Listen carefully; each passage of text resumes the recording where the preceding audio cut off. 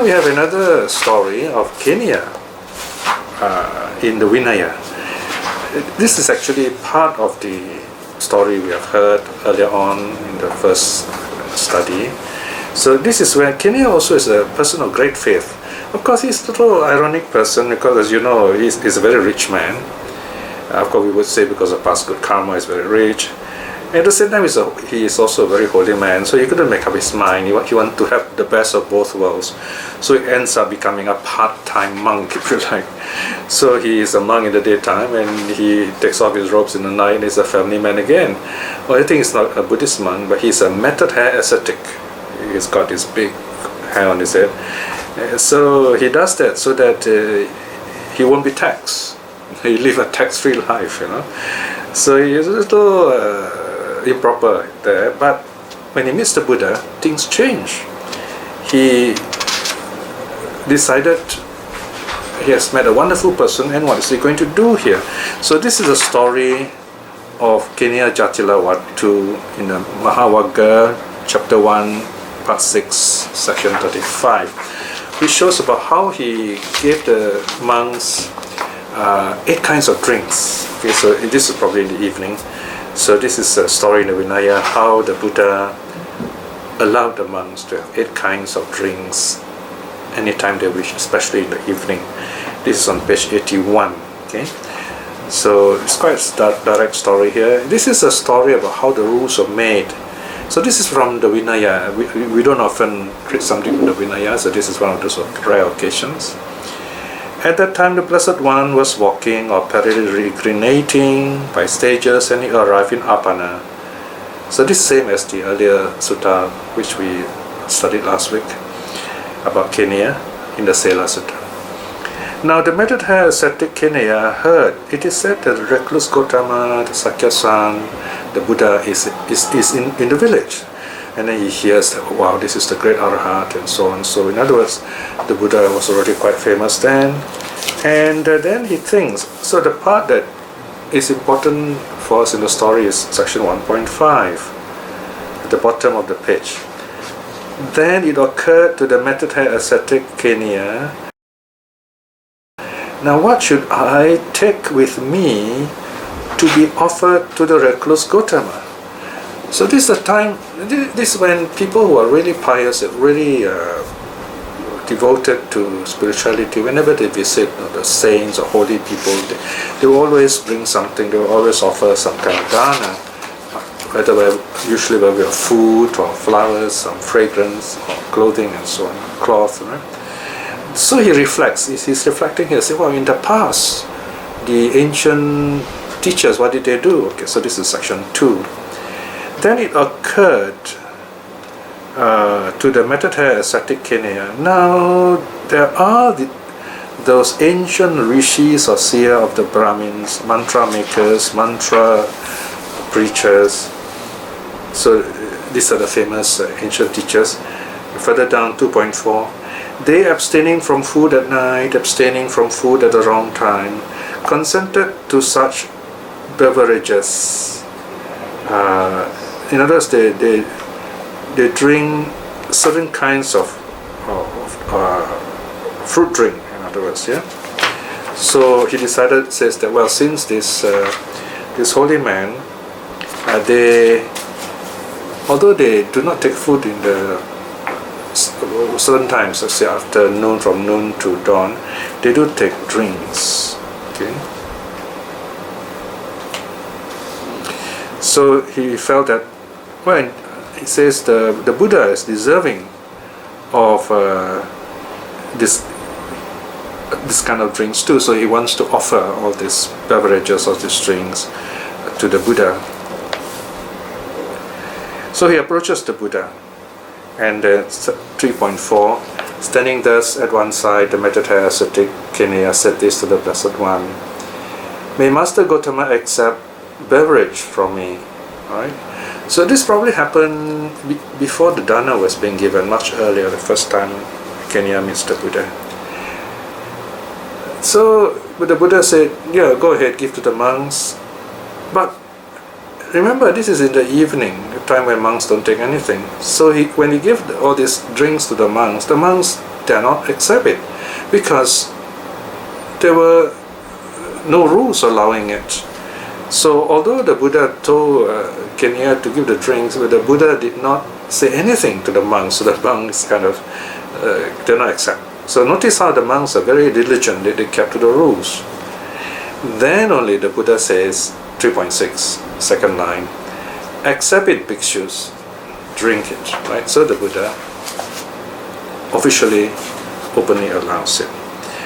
So then the drinks were offered to all the monks, and then in section 5 you find this Keṇiya very happy. Then he invites the Buddha for the meal for the next day, and then he goes home to prepare the meal. So now we are back with the Buddha. So here you find the story, there are multiple scenes, very interesting. Yeah. So now section 6 we are back with the Buddha and his monks, and this time is the Vinaya scene, the making of a new rule. Okay. Section 6. Then the Blessed One, in that connection, on that occasion, gave a Dhamma talk and then addressed the monks. I allow bhikshus 8 kinds of beverages or drinks, that is to say, mango drink, rose apple drink, coconut drink, banana drink, honey drink, grape drink, lotus root drink. I suppose these drinks, or they mean probably soup, lotus roots, probably they boil it. And the last one, parusaka drink. This is a strange name, I'm not very sure. One possible guess, it is a kind of lychee drink, Indian lychee, I suppose. So these are probably either like a soupy drink or sweet drink. So I allow monks all kinds of fruit juices except the fruit juice from grain, right? So because grain, like rice, apparently it's like food, so it's not allowed for the monks unless they're sick, I suppose. I allow bhikshus all kinds of leaf juices except the vegetable juice. I allow bhikshus all kinds of flower juices except the juice of the maduka flower. Probably this has got some intoxicating quality, I think. I allow bhikshus sugarcane juice. Okay, so these are the juices which the monk can drink in the evening. So then, this is the Vinaya, okay? So the Vinaya story ends there. And then the next day, the Buddha and the monks go to Keniya's ashram for the meal. So you can see the connection here, the story of Kauran Parallel. And then they take their food, and the ending is the same. The Buddha gives the same thanksgiving, talking about all those, the various wonderful things in the world. The fire sacrifice is the chief of sacrifices, and then the stars is the chief of the night sky when there's no moon. And then finally the last one is the sangha is the best place to give sacrifices. So the story ends there. So here what we have is a story of deep faith and devotion of 2 very interesting people, of Keniya and Sela. Keniya is the part-time ascetic, someone who's rich, same like holy man, as a religious person, so he wants to keep his wealth, he doesn't want to get taxed, so he becomes a holy man. And then he meets the Buddha, he's very happy, he offers the Buddha drinks, and then invites the Buddha for a meal on the next day. And then his friend comes along. His friend is the brahmin Sela. A brahmin also is another very religious person. He knows apparently a lot of things about the nature of the great man, and he hears of the Buddha's presence in the world. He's so full of faith. He goes to the Buddha, questions him, and then he and his pupils becomes monks, and within 8 days they practiced and became arhats. So this is a very neat, very beautiful story. Okay? We're not told what happened to Keṇiya though, but considering all these wonderful things happening here, it's very likely probably he attained some level, maybe at least stream winning, or even, we do not know, maybe he might even become a monk maybe later on.